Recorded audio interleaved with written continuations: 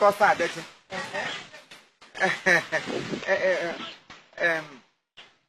Iraga ewo igwe biko enwe ihe smart de kọtrin enwe nga akpara ya okwu ndị nga ọnwụ sọrọ Don Pedro ọnwụ sọrọ nke lụrụ onye ọcha na Thailand nwa ya nwaanyị Olivia nwa ka onye ọcha kiwe nọtịrị ihe mma ya wụ onye Thailand mana aha mpe ya Don Pedro nke sikwe Thailand kpọrọ ndị ọcha galalụ n'obodo anyị wee kwe saịdị ibe ama mgbado ukwu down the hill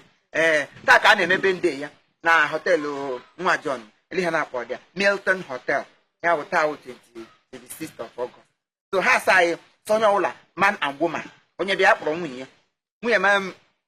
mụrụ oke mma agụzi m akpọli ya ha naghara m ya m sị mba m eto nwa agbọghọbịa mere otu naanị mere nwa na-amachadị mma jụrụ njọ nto m onye na-adịdị mma ile anya kpụrụ ya gawa ngara nga ọla m demiri ọdụ ngwa ka ọ ga-anọ nwere ị ga-atọpụrụ ya ọnụ ọ ga-anọ ga-anọ ngwa m gacha ebe m gara pụta onye m jisi mabịa boruru m anyị gara eru ha ngwa enwe nwetara ya ga m chọkwana n'oge m obere ihe iji dịrị nwa pad ji ya gbochiri onwe gị ma ihe ha gbawa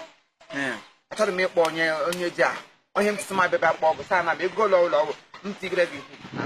anyị garuo ị nechara m anya ndị gị ka onye ị ga-abịa ha yara gaba ebe ị na-elebe dị ị gekwara onwe gị ntị n'ihe ime so maka ibe ka iji nọkọọ gwamgwamgwam wee kwụsị m ebe m na-aga ịbịa kọgheri eyiri gị onye ama mma kiriru klaasị ka m gwakwa gị ya emekwenya mbụsị ọzọ m na-aga n'ụzọ a ekwụsị m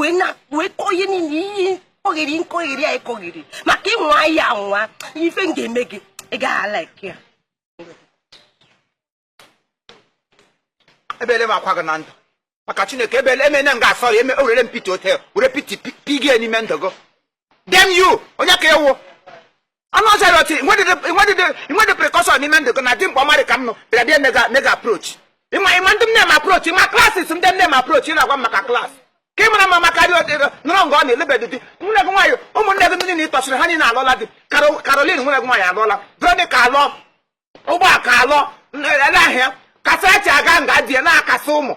gị nọtụkwa ekoho gị akpa ekpugho gị enye anya ejighị ekpuchi gị nyacha pawuda n'ezina ji enyachie nka gị na-emere m pọsh for your mind ịnwụ nwa agbọbịa ndị mmụọ fọrịkwa aṅụ inwe dị happiness ịma ebe mkpọ ga-agaje ekwe bịakwula ekwe mbụ ịma ebe mkpọ ga-agaje Olivia wụ nwa onye ọcha mụrụ na-emetụ ihe ime onye ọwụ nne ya wụkwa na nwunye nwa ọnwụ sọrọ m nwaanyị onye ọcha esi Thailand kpoga ya bụlalụ ya n'obodo asị kpọlalụ ya kpọlalụ n'obodo na ya bịa nga alụọ dị merekwanụ Don Pedro dọga ya n'ime ndị ya Pedro na-epegharị ya na-adominate Pedro ha abụọ awụrụ di na nwunye ime onye ha wụ inwede happiness n'ime ndụ gị na mmiwo honorable ego chief esikwuru ihe ọma shipụ m eshipụ were pefọm ọmụ na-eshiga chief na mbiri ime ga approach ka mkpọrọ gụ tata iwe ụmụazị mkpọgụ oku gị me m assault hapụga m n'okpuru ụzọ pụọ maka Chukwu otu ihe shiri nga pụọ ndị mmụọ fọrọ gị kpọ m onye ara ndị mmụọ fọrịkwa gụ happy birthday nwunye m nwaanyị ma Olivia nwa onye ọcha 3 years old Chineke gosi ego aka ị gbara afọ na ka ị ga na-agba afọ na hapụ anụ ọzọ na-amadịghị a sị ma ihe ị na-ekwe m kwupụrụ ka gị de m ọkpụ n'ụkwụ soro m ka nkịta ọ dị anya anyị gawa ngwa gị dụrọ ebute rivum ebute nka maga eridi eri gị gwa agbasọ ihe nkịta dị eso onye afụkwu afọ m buru ibu am personality ya bụ onye na-awụrụ obere mmanụ ya ihe akpọrọ personality awụrụ m obere mmanụ ọ ihe wụpụtara ihe ha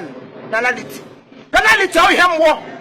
Olivia wụ nwatakịrị a mụrụ nọ 3 years a na-eme birthday ma onye ọnwụ ị kwesịrị inwe happiness n'ime ndụ gị na dị mkpa ha ka nwa rọng bọị kpọkere akpọke bịabịa ịha yara nwa mbe saịdị dị ka gị tụpụrụ ngụ ga be ndị gị na-ezuzarị kamala nwa daikwa n'ugwu ibe ama dem you